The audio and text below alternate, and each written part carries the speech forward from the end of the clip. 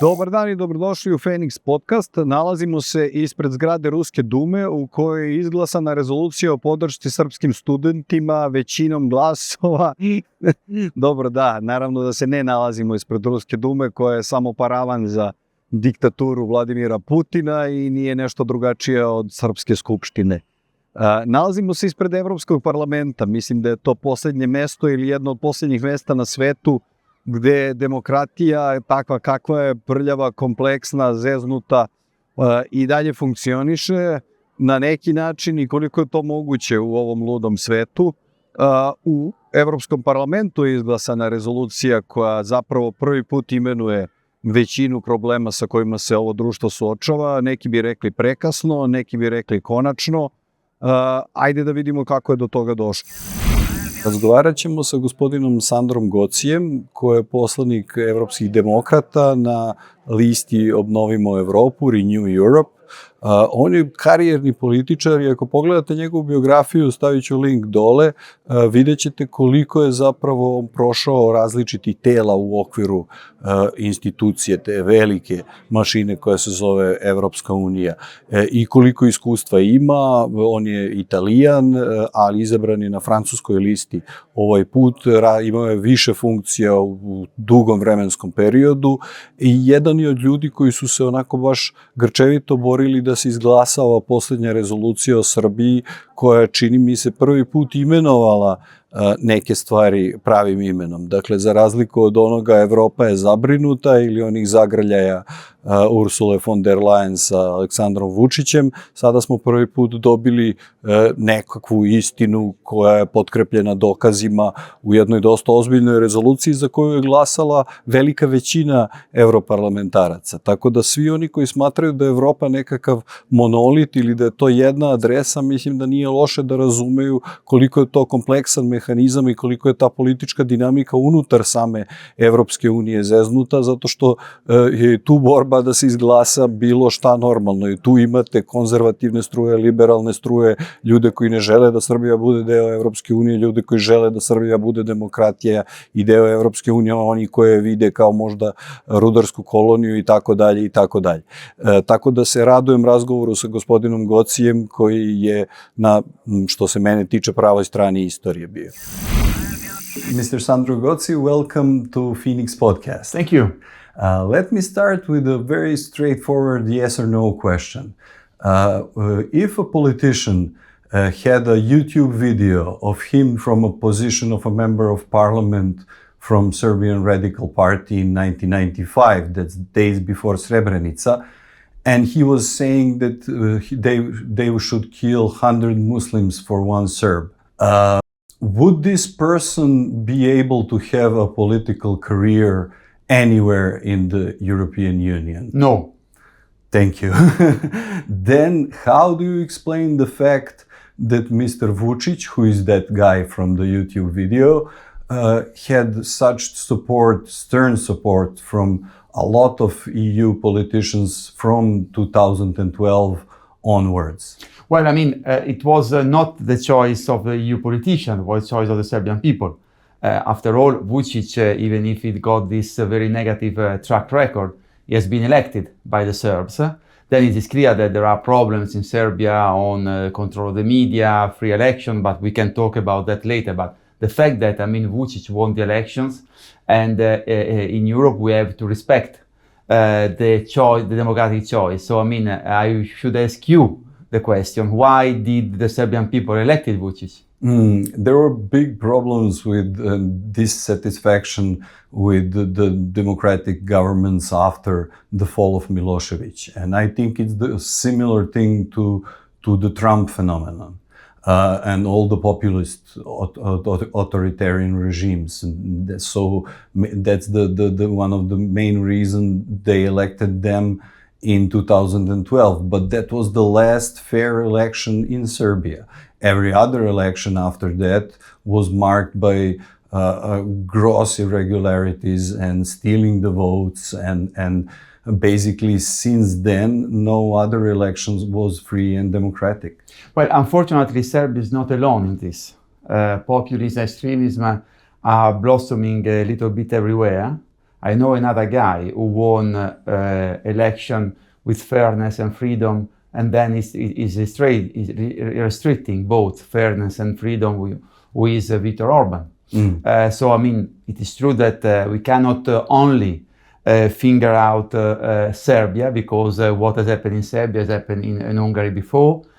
I think that populism is behind the Trump victory, and Trump also is pursuing illiberal policies and he wants. I hope he failed. There are good signs from New York, Virginia, New Jersey in the recent election in the United States. By the way, I was there and I'm very close to one of the winners in the United States with Abigail Spanberger. So there are signs of resistance, but it is true that populism, extremism has won in Serbia, has won in Hungary, has won in the United States, has won in Italy, even if they want, in my country of origin, describe Meloni as a so extremist leader she is. So from this perspective, it is true that Serbia tells a story which we know, that we have to fight against populist extremism, because once they are in power, it is very difficult to move them away, because they use all the instruments at their disposal to restrict media freedom, to control elections, to influence elections. And after all, these are one of the two critical points in our relation with Serbia. And it's not only the European Union, it's also other international organizations, the Organization for Security and Cooperation in Europe. We are all saying that in Serbia there are two main problems, which are among the others, which is lack of freedom of media, and not fair and transparent electoral processes. And in my view, these are the two instruments which have been used in Serbia to consolidate the power of your president, of your government. Do people in European politics actually understand the scope of the totalitarian movement in Serbia? Because it's pretty wild, it's pretty extreme. Like all the tabloids are actually mainstream media for the ruling party, and he controls most of the other media and tries to destroy what's remained of the free media, free press. And the headlines alone are completely insane. I don't think there has been anything like that maybe in the history of Europe.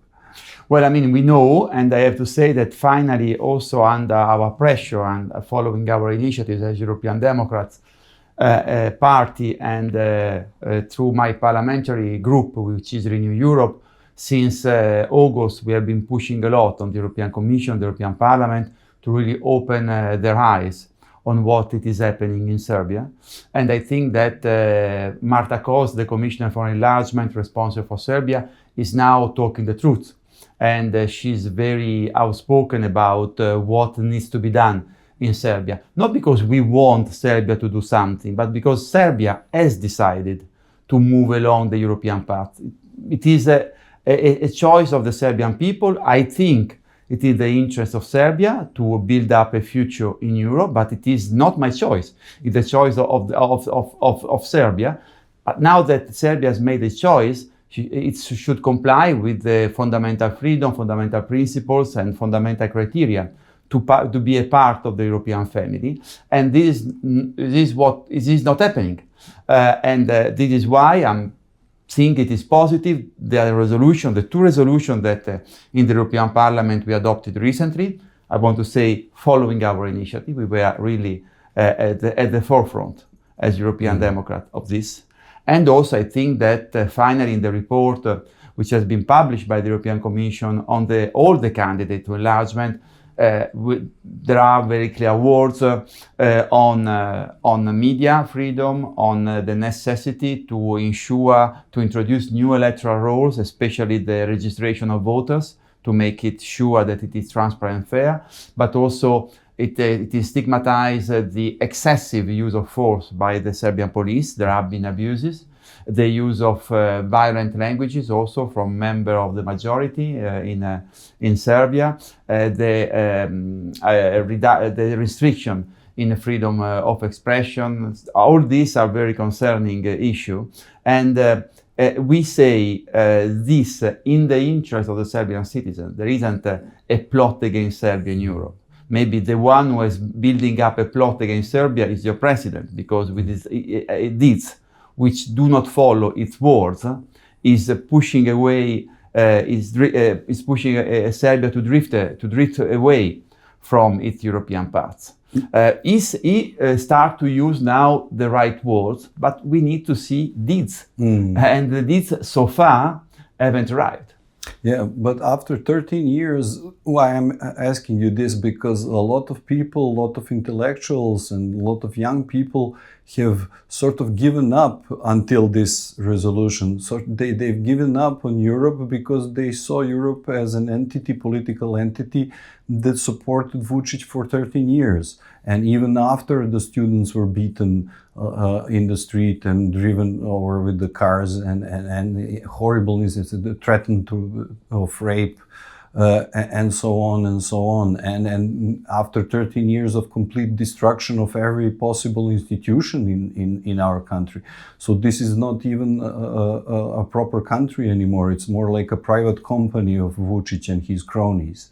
And we had Angela Merkel and we had a lot of European officials who basically, for profit and for their interest, maybe decided that Serbia is more valuable as a colony of sorts than as a democratic republic and as a partner. How do you see that? Well, I mean, first of all, I largely share what you say, but let me put things in context. First of all, as we said, the original choice to elect Vučić president of Serbia, it wasn't of Angela Merkel, of European leaders, it was the Serbian people, it was democracy. We have to start from that. And I think that we have to respect the choice of the Serbian voters. That was the beginning. Then I think that many officials and many leaders, especially, not only, but especially from the European People's Party, to which Vučić is affiliated, they, let's say, have been very pragmatic towards Serbia because they thought that Vučić was the only one who could guarantee a European path to Serbia, which was also the Vučić rhetoric. And they thought also that it was the only one to ensure stability in the region, which is very important for us. To me today, they are open their eyes. The work of the European Parliament and now also the European Commission is very useful, and of many NGOs, it's very useful to really put the light of what is happening really today in Serbia. And I think that, this is my personal feeling, I think that the more the tension continues in Serbia, the less Vučić can be seen as a stability factor in the region. On the contrary. On the contrary, I mean, the tension in Serbia and its ambiguity towards Russia and towards China, in my view, are a factor of instability in the region. And I think that this is something on which we have to focus. Then there are bilateral economic and trade relationship. I mean, and that is, it is a choice of specific government, of private company, etc. That will continue because, I mean, that is goes beyond the sphere of politics, even of democracy. So, I mean, we have, if you want, we have to distinguish different perspectives. We cannot put everything in the same basket because things are more differentiated and sometimes more complicated than that. Yeah, you're part of the European Democrats of a broader coalition called Renew Europe, not the EPP.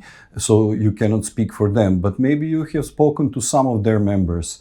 How did they imagine European Parliament with Vučić's party, SNS, in it, making decisions in European Parliament when they say Vučić will bring Serbia to Europe? Because this is a party that actually pays like a film extras to play the roles of his supporters and to beat up people and kids and students and old people. You should ask the European People's Party representative. You should ask Manfred Weber, who combines the role of leader of the party and of leader of the group. The European People's Party, since the time of Kohl, and Kohl was certainly not comparable to Manfred Weber, they decided to become a catch-all party. So they opened the doors to even extremist party, very conservative or extremist party, because they wanted to grow. Because the bigger you are, the more power you have. And this is certainly true mathematically in the parliament. The bigger you are in a parliament which is purely proportional, in which all the balance of power are based on the numbers, the bigger you are, the more power you have. And this is why some leader like Romano Prodi or François Bayrou decided to quit, to leave the European People's Party.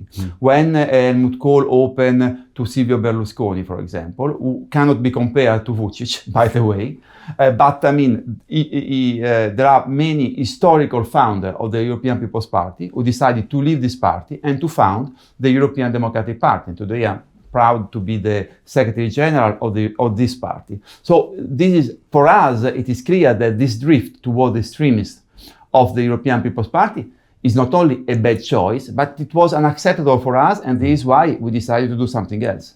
Thank you for this answer, and I think this also answered the questions of how complex European politics is, because a lot of viewers in Serbia maybe regard Europe as a monolith, but it is not. Absolutely as you said, it's a very dynamic political battleground with very different opinions and very different political stands of many parties and many individuals. So can you please explain for a casual viewer in Serbia the role of European Parliament and European Commission? Because I think people get those two confused a lot, and also, especially because in Serbia our parliament is fake. I mean, it's not a real parliament, it's just a facade for the dictator. With pleasure, because I also published a book in Serbia on European governance. So, I mean, it's not the first time that I address myself to the Serbian public. What we call commission is a sort of executive, a sort of, government, if you want, of the European Union. You got commission, and who are designated by each member state. And the Commission must be voted and approved by the European Parliament. And the Commission is a sort of executive. They are not there to represent their country. They are there to promote the implementation of the European treaties and to promote the general European interest. Okay, it's very important, I mean. The European Parliament is the institution which, together with the Council, where the government are represented and where the national interests are represented, together, these two chambers, the Parliament with people like me, elected directly by European citizens, and the Council, where each minister and each head of state or government represent their country, together we decide the laws. The laws are proposed by the Commission, and they are approved by us, representative of the citizens, and by the Council, representative of the member state of the European Union. And then the Commission must also play a political role. For example, the Commission is the negotiator in the accession process. The Commission is the counterpart of your government, of your minister, when it comes to negotiate justice, internal market, transport policy, etc. But the Commission does so under the control of both the Parliament and the Council. And of course, more and more, there is the President of the Commission, which has acquired a very prominent role. She has been elected. First, we elect the President, then the President negotiates with the Member State the Commission, and then we vote the Commission. So there is a strong legitimacy which we give to the President of the Commission by voting her specifically. But the Parliament has a lot of power to decide and make choices. We could even censure the Commission. I want to personally to thank you for fighting for this resolution on Serbia, because these are the first honest words I've read and very well informed points about the problems we face in our country, and that's a very big help to the student movement, to the civic movement trying to restore democracy in Serbia. And for me, it's like represents what I call the Europe of values versus the vision of Europe of interest. Which Europe do you think is winning, and also how did you manage to get such a vast majority of votes for this resolution? First of all, I stand for a Europe of values. Then, of course, I'm not naive. I want also to protect my interests in when it comes to relation of Europe with the United States, of Europe with China, of Europe with Russia. I'm there also to defend the European interests. But I think that democracy is at the heart of the European project, and that Europe is, first of all, a union of values, of fundamental values. And this is why these values are the first principle and criteria which any country which aspires to become a member of the European Union must respect, must comply. Democratic principle, rule of law, fundamental freedom. Article 2 of the European Treaty, of the European Union Treaty, is the passport, the identity card of what we stand for, or what we are. I haven't improvised. I know the region pretty well. I'm a former diplomat, and I'm a former European Commission officials. I worked a lot in your region. I work on the regional coordination, so I've been in all your capitals. And I haven't improvised, contrary to what some officials from Serbia say about us and about me. I have listened to many international organization sources. I talked to many embassies in Belgrade. I've met many NGOs. And I have to say that with different tones, with different emotions, the criticisms are very convergent. And what we have put in the resolution is what we have been told and what we have seen, but also what we have been told talking to anybody, not only to the representative of the position of the student. Of course, I met the representative of the position, I met some students. I think that we must stand by their fight, and I stand by the fight of the student. And this is my political choice, and as secretary of my party, I can make a political choice. But as member of the European Parliament, I have to be also institutional. So, I mean, I needed to talk to the people before putting down in words what I've put in the resolution. So this is what I want to say. We haven't improvised. We have got very reliable sources. We got those reliable sources that we always use in any country to write report on this country. So what we have said in that resolution, it's what it is happening in Serbia, and what should stop to happen in Serbia. Because if Serbia wants to have a European future, and I really hope that Serbia will very soon part of our European Union, well, what is happening now must stop. But how do you see like the next step? Because this movement, this civic and student movement is huge, and it mobilized a majority of Serbian people, but it still lacks political articulation. Well, I mean, first of all, you know better than me that the majority, your government, think that the longer they wait for the new election, the weaker the movement will be. And I really hope that they are wrong, they will be proved wrong. I really hope that the Serbia people, citizens, which always have proved a strong resilience, because I mean, I'm very admirative of the strength of the resilience of the Serbs in general. It is a great people, and I think that they will show now this resilience to, I mean, keep united and keep the movement going on in the weeks and months that they have to wait still for having new election. Then I know that you are calling for very early elections, snap elections.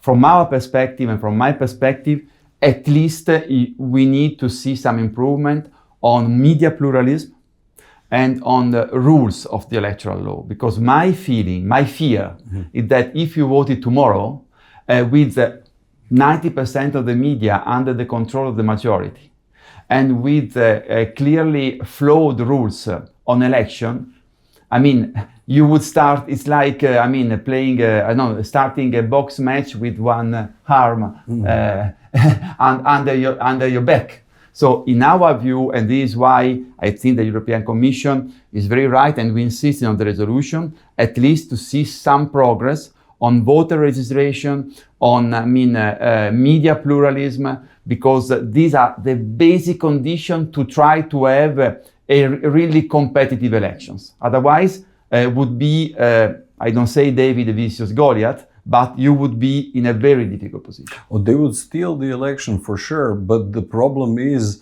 I don't think Vučić will concede to these suggestions.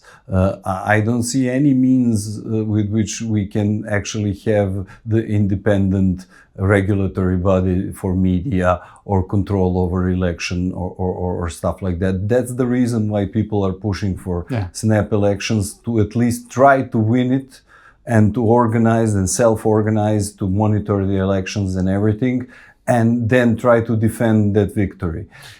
I understand. There are two ways. I understand it is not our choice. Our choice is not to decide when the election will be held in Serbia.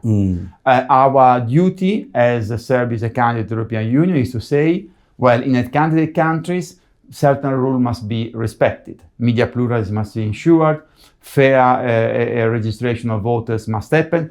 Then it's what we will push for. Then the date of election is your sovereign choice.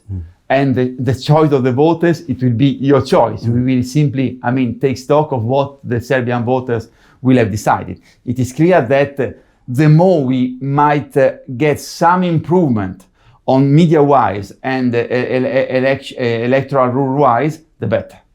Yes, because there has been an attack on the last free media, N1, on which this podcast is going, and it's been mentioned in the report, and they're basically trying to shut it down in a way which is legal, technically speaking, but that would leave Serbia in the dark in terms of mainstream media. But maybe new media like Instagram or social media can actually help, because they have been a tremendous aid to this movement.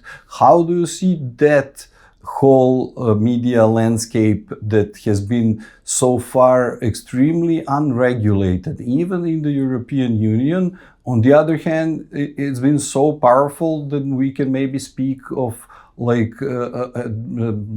Instagram, Facebook, Twitter influencing the outcome of Brexit vote, or very important votes in the world, like Trump election and so on.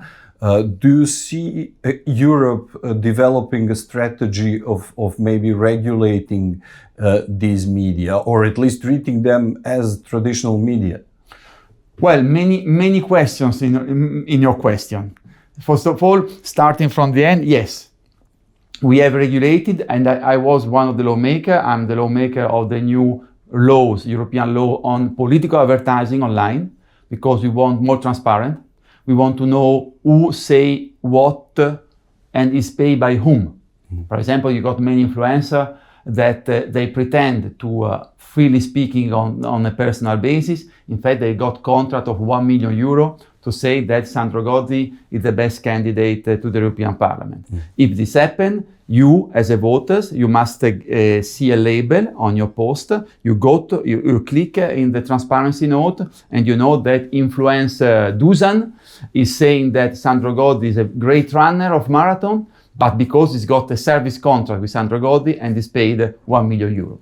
This is transparency. So we do not censure anything. We just want to make sure that when someone talk about politics because he's got a contract, because he's remunerated to talk about politics, to talk about election, when someone with a contract is trying to influence the outcome of a referendum of election, the voters must know that he's doing because it's part of his business and not because he's a free thinker. So this is, the bit. Then we have also introduced more obligation of transparency, of moderation for the platform online with another law which we call the Digital Service Act, where we want the platform also to take a mitigating measure when there are disinformation attacks, when there are fake news, when there are clear foreign interference.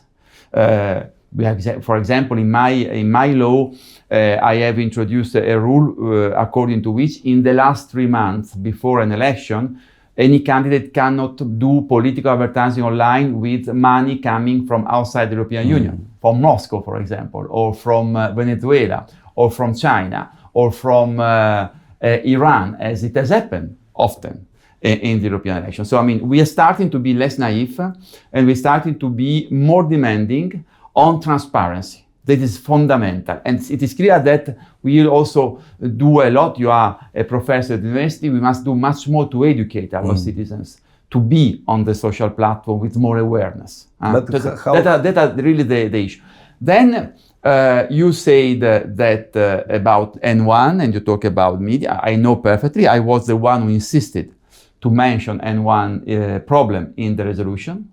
I met them, and I think that it is very serious because, as you say, from the legal point of view, it is possible, but the political and democratic consequences are that if they manage to shut down N1, you're left with without any free opposition voice on TV, which is a main problem because not all the Serbian citizens inform themselves on the social media. It depends on the generation. It depends. There is a difference between urban areas and rural areas, young people and older people. So it is an issue. But it is true also that social media can be also very important tools for democratic resilience. And this is why we have invested so much as European Democratic Party on social media. For example, we are at the moment the party which is got the highest visualization rate. And this is why we have also invested a lot in Serbia. We have been very active in supporting your fight in Serbia. And because we know that we can, notwithstanding the sanction, notwithstanding the media control, we can reach out freely through social media. And I think that this is a very powerful tool in your hands that you must continue to exploit. Sweden has introduced sort of kind of sanctions to the regime in Serbia, and they rerouted all the money intended to aid Serbian government to the NGO sector. Do you think maybe some other countries will follow that? I don't know. I think that it is a very good move from Sweden. I think that is also in the tradition of Sweden. They are very demanding on putting democratic and fundamental principle conditions for foreign aid, so it's not the first time that they do so. I think that so far, Vučić has taken the European funds and follow a foreign policy which was closer to Russia than the European Union, and also played a double game. And I think that we should use the substantial amount of money that we give to Serbia to put much more conditions.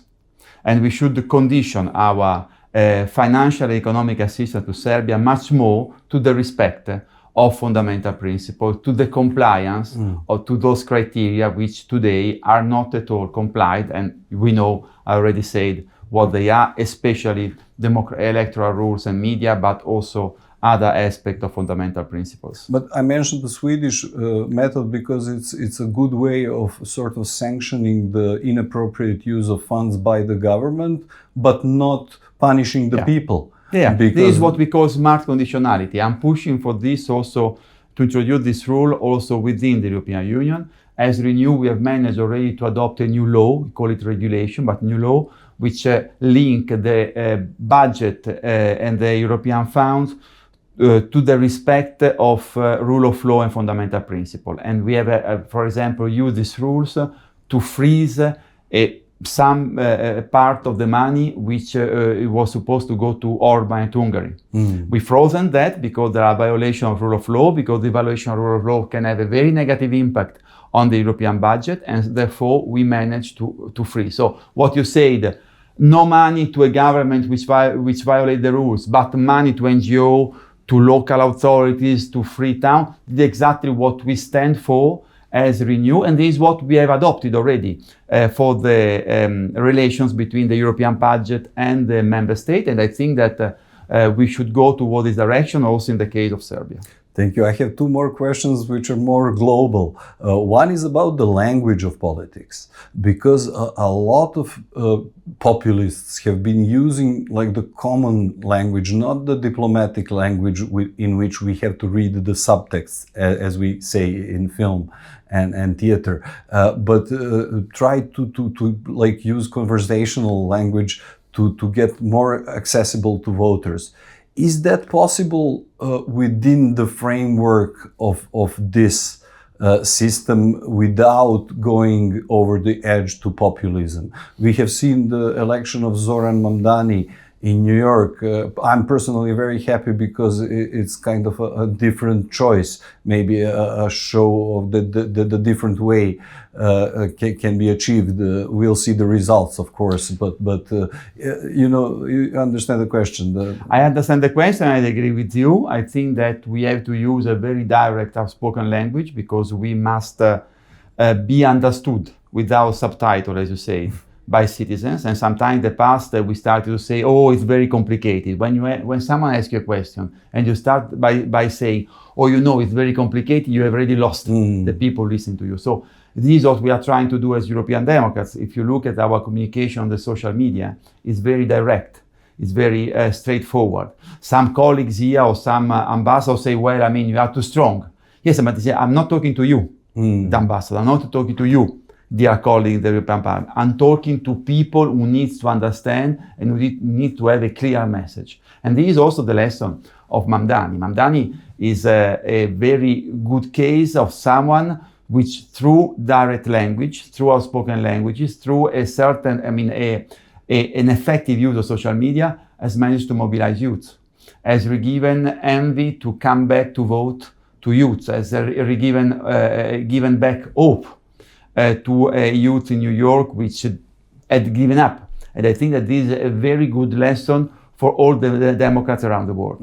Statistics are fantastic. I think 78% of youth went out to vote. Yeah, which is totally new, I would say almost revolutionary for the United States. And regarding the global position of Europe in this crazy world, how do you think do you think actually that Europe can remain independent from players that are getting crazier and crazier? Russia is a totalitarian country with absolute dictatorship, waging a war right now. There is a genocide in Gaza.